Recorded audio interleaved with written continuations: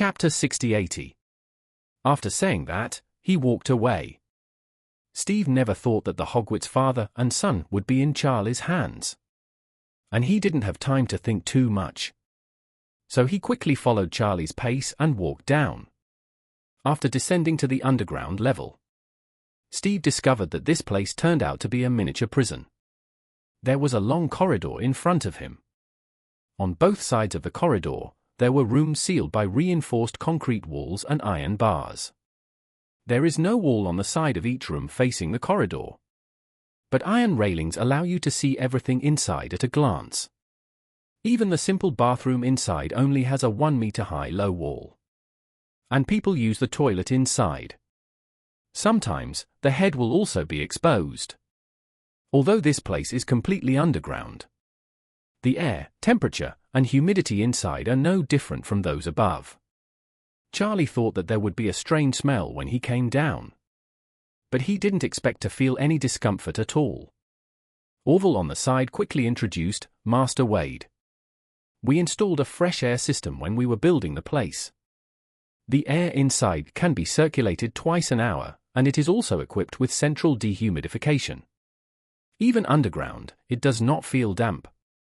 And I also installed central air conditioning, which is warm in winter and cool in summer. It is very comfortable. After that, he glanced at Steve deliberately and said with a smile, "What they call it, humanity." "What is that?" Steve casually said, "Humanitarianism." Yes, Orville said with a smile. "We are very humanitarian here." After that, he hurried to Charlie and said in a low voice, "Master Wade, I usually don't turn on the fresh air conditioning, etc. here. I just don't want those BA5 tards to be too comfortable. This is because you said you were coming yesterday. And I just turned it on yesterday. I asked Gyro to open it in advance, and I will ask Gyro to close it after you leave." Charlie nodded, smiled, and praised. "It's you, Orville, you are indeed thoughtful." Orville smiled and patted his jacket on his chest. He whispered, "Master Wade, I also brought the equipment for human calligraphy. As long as you say a word, even if it is a member of the Rothschild family, I dare to put a few words on his forehead."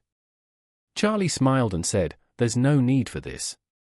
There's no blood spilling today." After saying that, he turned around and said to Gyro, "Gyro, take us to meet the father and son." "Okay." Gyro went there diligently. He walked forward and stopped in front of the third cell. He turned around and said, "Mr. Wade, they are right here." As he spoke, Charlie had already arrived. When Walter saw Charlie from the hospital bed, his face turned pale with fright, and he couldn't help but tremble. And his father was equally nervous. Neither of them knew what Charlie was going to do when he suddenly came over after such a long time. At this moment, Steve also arrived. He looked at the untidy father and son in the cell and was a little stunned for a moment. In fact, he was not familiar with the father and son and even had no impression of either of them. After all, his family has too many relatives. Members of the main family like Steve themselves look down on them. So they don't have much interaction with them. Although he had seen the information and photos of the father and son before he came. When he saw the father and son who had been detained for a long time in front of him, no one came out at once. However, he did not recognize the father and son, but Walter's father recognized him. It's normal for a master not to recognize his slave. But what slave doesn't keep his master in his heart? The moment he recognized Steve, he was stunned as if struck by lightning. After a moment, he came back to his senses, thinking that Steve was here to save him and his son. So he instantly felt strong light and hope in his heart. In a desperate situation, he and his son looked forward to the stars and the moon, hoping that the Rothschild family would send someone to rescue them.